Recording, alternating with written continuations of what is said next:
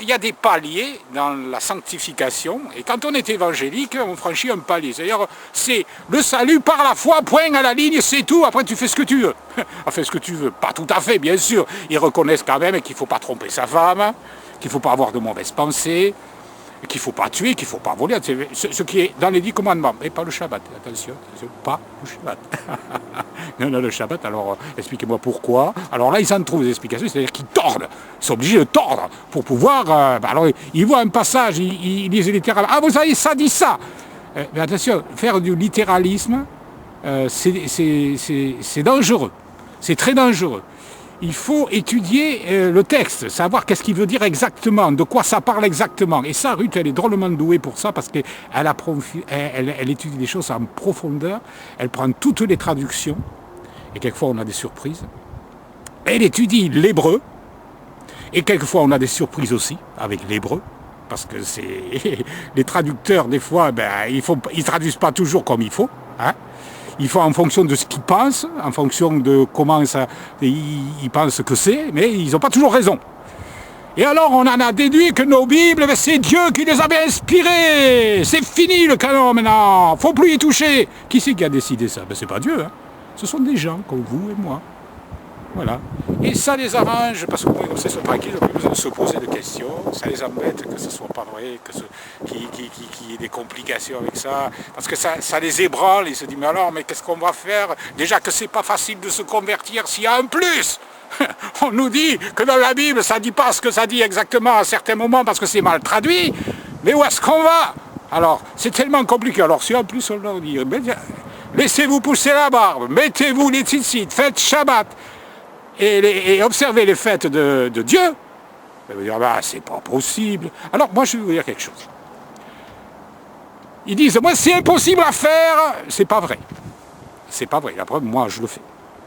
Oui, tu le fais, d'autres le font. Donc, c'est pas impossible. Arrêtez de dire que c'est impossible. C'est pas difficile non plus, parce que Dieu le dit dans le Deutéronome, il dit, ne dis pas que ces commandements sont impossibles et sont difficiles à réaliser. Ne le dis pas. Et ça, c'est Dieu qui le dit. Hein? Alors, entre quelque chose que Dieu dit et que vous allez dire, qu'est-ce que je choisis, moi? Je ne choisis pas vous, je choisis Dieu. Dieu me dit que c'est faisable. Et vous me dites que c'est pas faisable. Qui est-ce qu'on doit écouter? Vous ou Dieu, ou ce que dit Dieu? Alors, ce que dit Dieu dans l'Ancien Testament, c'est plus valable, quoi. Dieu, il a dit, c'est pas impossible. Et maintenant, ça a changé, c'est impossible. Alors Dieu, il se contredit. Dieu, il dit n'importe quoi. Non mais franchement, réfléchissez à ce que vous dites. Vous êtes en train de contredire Dieu. Hein? C'est pas n'importe qui que vous contredisez, là. Moi, je vais vous montrer quelque chose. Essayez de voir un peu. Parce que c'est pas difficile de se laisser pousser la barbe. Vous savez ce que vous allez faire? Arrêtez de vous raser. Est-ce que c'est dur? Parce que ce qui est dur, c'est pas de se laisser pousser la barbe. Ce qui est dur, c'est ce que va penser l'entourage. C'est ça qui est dur. En fait, c'est pas dur ce que Dieu vous demande de faire. C'est facile. Mais ce qui est dur, c'est ce que la femme va penser.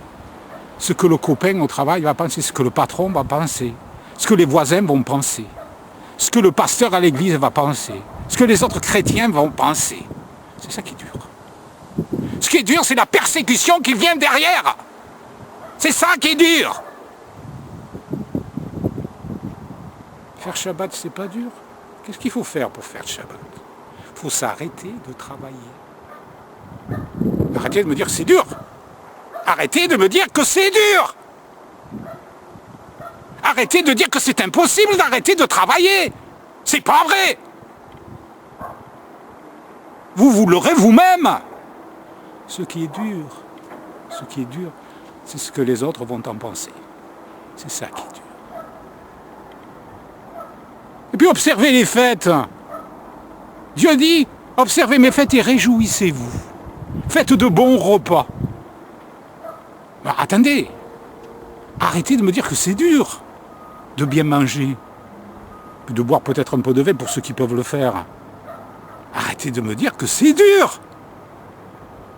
Ou alors, ça veut dire que quand vous faites le premier de l'an, qui est une fête païenne, Noël, qui est une fête païenne, la fête des pères, qui est une fête païenne, fête des mères, qui est une fête païenne, et toutes les autres fêtes païennes qui ont été fabriquées par des faux dieux, alors ça veut dire que ça aussi c'est dur.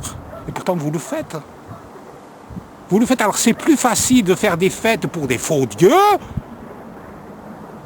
que pour faire des fêtes pour Dieu. Quand c'est pour Dieu, c'est dur. Parce que vous dites, moi je le fais pour Dieu quand je fête Noël par exemple. Parce que ça, bon bien sûr, il y en a qui fêtent Halloween des chrétiens. Alors là, ils vont loin, hein, ils vont très loin. Parce que voilà, quand on voit les squelettes, les démons, non, c'est pas grave, c'est pas grave. Vous dites, voilà, ce que je le fais pour Dieu. Il m'a pas dit de le faire, mais je lui offre. Ben, vous connaissez l'histoire de Caïn et Abel? Caïn et Abel. Tous les deux, ils ont offert quelque chose à Dieu. L'un, il a offert à Abel ce que Dieu demandait, c'est-à-dire un sacrifice. Et l'autre, il a offert à Dieu quelque chose que Dieu ne demandait pas. C'était des fruits. Il n'y a rien de mal. Il n'y a rien de mal. Des fruits, en plus, il avait travaillé, il avait sué. Il s'est dit, ben voilà, j'ai beaucoup travaillé, Dieu va apprécier. Il lui a offert de beaux fruits. J'imagine qu'il a choisi les plus beaux. Et puis, paf! Dieu n'aime pas ça. Dieu n'aime pas ça. Dieu, il aime ce qu'il a demandé, pas ce qu'il n'a pas demandé. Dieu n'a jamais demandé qu'on fête Noël. Même si ça vous paraît agréable, même si c'est comme des beaux fruits agréables. Dieu n'a jamais demandé ça. Il a demandé qu'on fête ses fêtes à lui. Alors arrêtez de dire à Dieu ce qu'il doit accepter ou pas accepter. C'est lui qui décide, pas vous.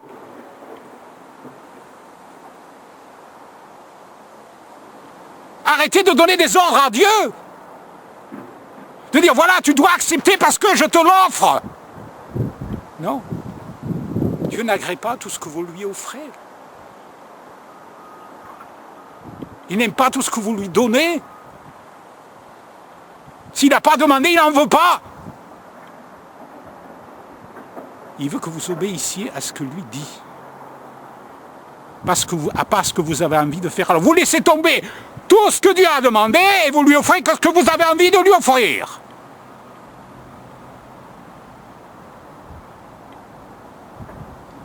Vous inversez les rôles. Vous soumettez Dieu à votre volonté. Alors que vous devriez être soumis à la volonté d'Élohim, à la volonté de Dieu.